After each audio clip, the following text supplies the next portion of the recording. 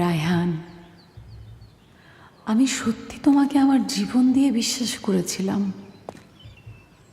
কিন্তু তুমি বাকি সবার মতোই হলে। কেন রায়হান?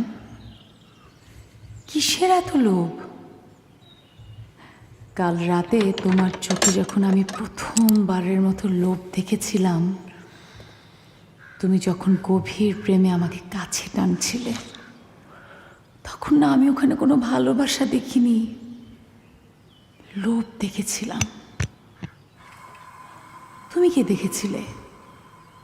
আমাকে নাকি টাকাকে? কার শরীরে হাত বুলিয়েছ তুমি? আমার না টাকা? তুমি কি ভেবেছো রায়হান?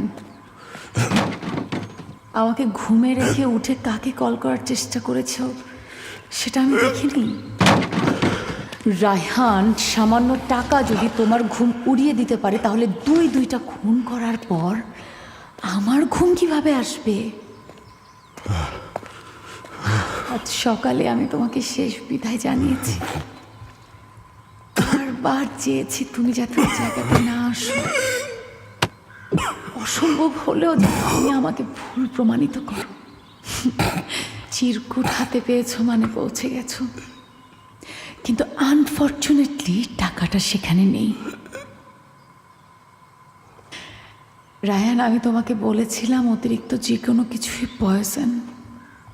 অতিরিক্ত টাকা, লোভ, ক্ষমতা, এমনকি ভালোবাসা আর বিশ্বাসও বিষ।